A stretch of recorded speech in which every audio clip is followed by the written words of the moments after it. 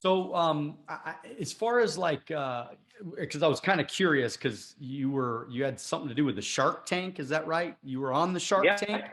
So, yeah, absolutely. tell me a little bit about what was that all about? Sure. So I was on Shark Tank for my startup called WaiveCar. And WaiveCar was the world's first all-electric and free car sharing program. So we launched it in Santa Monica, and it was kind of like Zipcar or Car2Go, or almost like a bird scooter program. But instead of having scooters, we had electric vehicles that you could rent for free. And it was free because the cars served as advertising billboards. So we wrapped the cars, we had digital displays on the rooftop. And it's funny, we did an interview with a very small paper, the Santa Monica Daily Press, when we first launched. And this guy emailed us and he says, hey, I read about you in the Santa Monica Daily Press. Are you guys looking for funding? I work with Shark Tank. And it was from a Gmail address. So we actually thought it was like complete spam. So I Googled the guy's name. Turns out he's the executive producer. So that's what got us on the path. But it was a really, really cool adventure. So that company, WaiveCar, we started out in January 2016. We filmed with Shark Tank. We did a deal with Hyundai, which was amazing. We grew our fleet from 20 vehicles to over 250 vehicles. And it was just meteoric rise. And then the pandemic kind of like stopped everything. Oh. So fast forward, real quick though. I mean, so no Shark Tank, no, because I just so you know, I mean, I love the Shark Tank, man. I mean, I probably watched every episode of the Shark Tank. Like, it's just, I love business and I love learning how they think about things. But nobody jumped on board with you though from the Shark Tank. No, we did. No, we did a deal with Mr. Wonderful. Which was a great deal. Yeah, we did. We only gave away 2% of our company, which was amazing. And so, when, people ask, was it worth it? I said, just the sheer exposure alone is more than worth it. I mean, besides for being on prime time television, at, 8 o'clock on a Sunday night on, ABC, besides for that, you are then airing on CNBC, like every couple of weeks. So every time we air, my phone starts blowing up. I get a bunch of followers, a bunch of LinkedIn requests, and it's just like in perpetuity, you have this like ongoing piece of content that just kind of like works for you and your company and your brand. Yeah, for free. I mean, it's like constant free advertising, basically. Exactly. So exactly. That's badass. And so, okay, so what was the experience though to work with Mr. Wonderful? I mean, he only owns 2% of the company, but does he provide support in any way at all, or? So it really depends on the company and the type of value they bring. Obviously, different sharks bring different strengths. For the most part, the way to sum it up is they can open doors for you and connections. If you are trying, if we're trying to get an ad campaign, with some company, and we can't get in, we can call them up and say, hey, Kevin, can you, call them up? And usually they'll answer his call. So that's really the biggest value, is just having the name. Also being able to say, we're a Shark Tank company, Kevin O'Leary's an advisor, blah, blah, blah.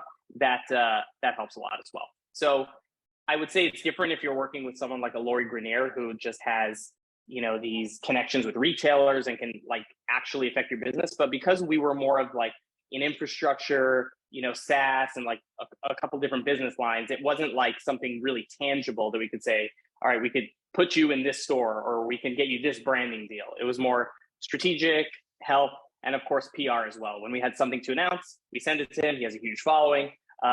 That's, tremendously helpful as well. Beautiful, beautiful. And so what was the aftermath? So what happened after that? You said it really started to grow, and then the pandemic, and then the deal, yeah. the deal. What happened? And how scary was that, by the way? What happened and how scared were you, man? It was very scary. We raised a lot of money. We had a lot of things going for us. And, the two things that just stopped was like the whole LA shut down, right? So we weren't in like a market that was like still sort of going, like nobody went anywhere. So nobody's renting cars.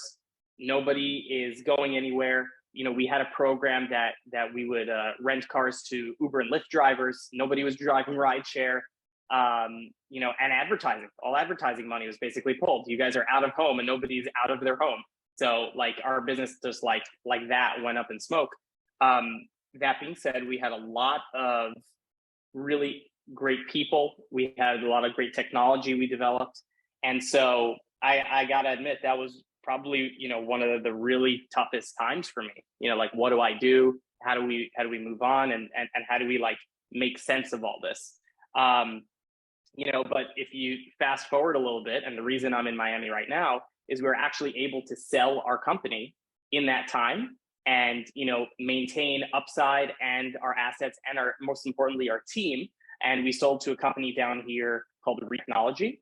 And REEF Technology is a SoftBank-backed company that I can tell you all about, but that's what brought me here to Miami. And at the end of the day, it's impossible to connect the dots looking forwards, only looking backwards. And so, we had all these things kind of happen for a reason, and who knows what the future holds, but so far, things have a way of working themselves out.